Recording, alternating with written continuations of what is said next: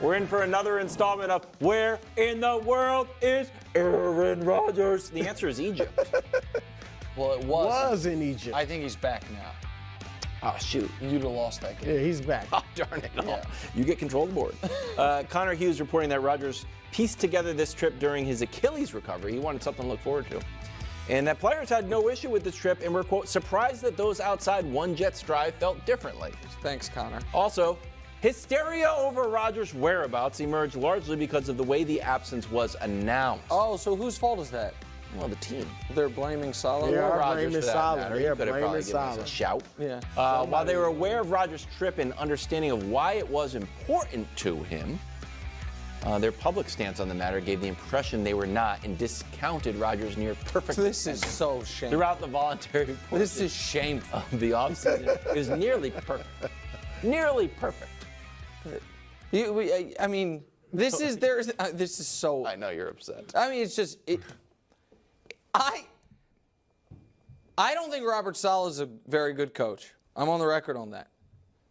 There is nothing I have said that is as unfair to Saleh as this line of reporting and reasoning, which is this wouldn't have been a problem if Robert Saleh didn't make it a problem. That's what that implication clearly is. Yeah. And by the way, I don't believe that it was Robert Saleh and Robert Saleh alone that called it unexcused. I agree. But now the organization is trying to leak to friendly reporting much ado about nothing when they did the version of concerned, very concerned for this year's Buffalo Bills, except it was the Jets with Aaron Rodgers not being there. And as far as Brew, does he need to clear the air? So it has now been reported by multiple places he was in Egypt. Mm-hmm. There is also, I think, if you listen to Aaron's own words about some of his interest in Egypt, it seems to be along the lines of a lot of what some would call conspiratorial beliefs he has about previous societies, Tartania, all those things. There's a lot of reasons people would go to Egypt, but for Aaron, I don't think it's unfair to assume that was part of the allure there. So here's the point I'm making about does he need to clear the air, bro? If we all agree that if we found out, hey, Aaron, you're finally talking, why weren't you at minicamp? And the answer is, well, I didn't want it to come out, but I was donating a kidney. Saving a relative's life. We'd all be like, oh my God, we all owe you an apology. There are reasons, and if it was, brother's wife was having a baby. I wanted to be there. Sure. You'd be like, okay, not quite the kidney, but there's And a those scale. those would have been excused right, too. sure. And if it was, you know what? I was mentally burnt out in a way I didn't expect I would be, and I just thought it was best for me to just be away, quiet retreat. Would have been fine. I think that's he might say. right. By the way, I want to pause real fast because there's no way Nick Wright would have allowed that to be. There's no way. And that's because that was my argument, mental health and all that type of stuff. And there's no way that Nick Wright would have accepted that. So I'm calling, as the cool kids say these days, cap on that. I think that's somewhere here on there. If the answer is, it was the only time on the schedule the Egyptologist would tell me about Tartania, so I had to go. That's over here. And so if we all agree that there are certain excuses that would give you more grace, this would be one that would, I think, fairly generate the least. My wacky YouTube Reddit-laden brain had to go see these pyramids for myself because I think a different society built them. If that's the reason, yeah, you need to clear the air. That's fair. That is logically consistent. And so, yeah, I think you should clear the air, bro. Whatever the reason, he needs to clear the air. I mean, he owes it to his teammates, to the Jets organization. You had an inexcused absence. Tell us why. I mean, those are the questions he has to answer. Where'd you go? Why did you go during minicamp? You know, Aaron, generally when mandatory minicamp happens. The all right? 10-day window when it You could have scheduled it at any time. Why didn't you schedule it early, later, whatever? What'd you think about the Jets, the way they handled it? Why it was inexcused? Do you have a problem? Like, there's so many questions they need to ask him. All right, so he absolutely should clear the air. They need it cleared so this doesn't look. I don't think this affects how he plays. I don't think any of us believe this will affect how he plays, but it just goes to show you where is his mind at. You're the guy that said get all non-football distractions out of the building, and now you go ahead to Egypt for a vacation while we're all at minicamp. Before you go, Wild, a quick question. Brew, do you think it affects his ability to lead? Because I do. I don't. So I don't think it affects his ability to throw a football, but I think it affects his ability to be the unquestioned voice and leader of the team. I tend to agree because I think we all, with the things he said, it's hypocritical. We talked about it, selfish. But if those players are all in on him and like, hey, we're fine with it, if they really are, then they can get past that. But I think. Okay, so I really want to talk about this because there's a lot of very interesting points that are being brought up. And there's a few very specific things that I really, really want to unpack. First off, let's just start with the trip first. If he did just go to Egypt and it was more of like a, at this point, if it is just a vacation, and even if it is because he's trying to learn more stuff about, I don't know. I don't even really know what the conspiracy theories that Nick is referring to because I don't care what, Aaron Rodgers believes in that regard. That's not where I get my information. Nick clearly seems to be more dialed in on that aspect of it. But if that is what Aaron was doing, then I do think it was fundamentally wrong. Now, if you're a Jets fan and you're like, oh my God, you're making such a big deal out of nothing. I defended Aaron in all my videos. People are calling me Aaron Rodgers fanboys, a fanboy. They're saying that I'm a Jet super fan. I'm getting all that type of hate when I'm just trying to assess the situation as accurately and honestly and unbiasedly as I possibly can. And so if Aaron really was just on there, was there just from a more vacation standpoint, then to me, it is a significantly worse look. And I would say it probably wasn't the move. I could see the argument because I don't know if Nick was joking about this, where like he could only meet with a specific guy in Egypt during this time and it couldn't have been rescheduled.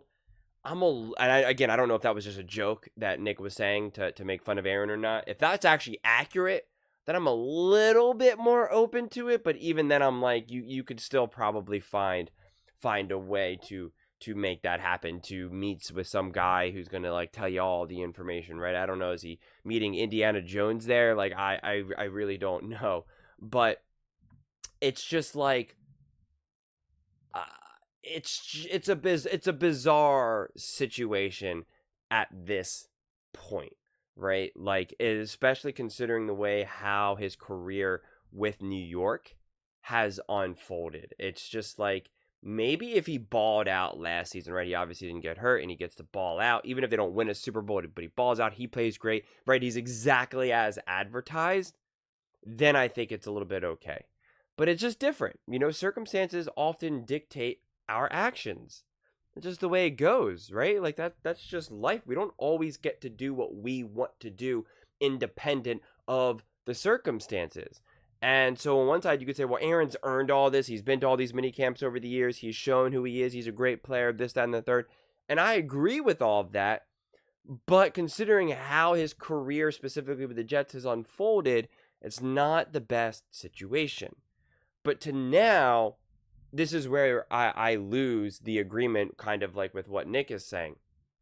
Because now I think they're taking it too extreme by saying, hey, Aaron loses the ability to lead now. And this much is very, very clear to me with Aaron Rodgers, is that players absolutely love him. They absolutely love him. You can find a few players here and there that don't like him, right? And that just is what it is. That's like with anyone. But it's indisputable that the vast majority of players absolutely love him. They just do. No matter how old they are, or whether it's coaches, no matter how old, no matter how young, whether they're black, white, whatever, they all respect Aaron. They appreciate Aaron. They love his they like his beliefs, right? And I've said this before. If anything, more players actually probably agree with Aaron than not. And so they respect that he's actually kind of outspoken like that, because he has that, a little bit more confidence, or maybe just like a little bit, being the quarterback and having all the money, it kind of gives him an easier way to kind of share those opinions and say maybe like a defensive lineman or whatever. And so they respect it. And again, this is what this actually makes me think of. And this example I think is really, really spot on. Is Joe Rogan, okay? For those of you who have not really watched Joe Rogan, I assume you at least know who he is. Whether you agree with him or disagree with him, it's irrelevant at this point. But Joe Rogan has become such a controversial figure, and although that's kind of died down a lot lately, he was so popular, and then he became so controversial because he wanted to have conversations with people from all different political perspectives. And then, of course, when things started to get a little bit more intense with that whole thing that happened in 2020, then the stakes seemingly started to get even higher and higher, and that's when the media and even general population kind of doubled down on Joe Rogan being a monster and awful, and they wanted to make you think that he was a monster, that he was awful, and that he was this terrible person. And the reality is that the vast majority of people don't actually think that. And then they tried to call out all the fans of Joe Rogan as being a monster or just being these extremists, which is also not accurate at all. It's very, very clear when you look at the data, because they've actually done like research and polling on this for whatever reason, and it's very clear that it's not. That he has an audience from the right, from the left, from the middle, men, women. Like obviously there's going to be some patterns, but it's actually very diverse and varied.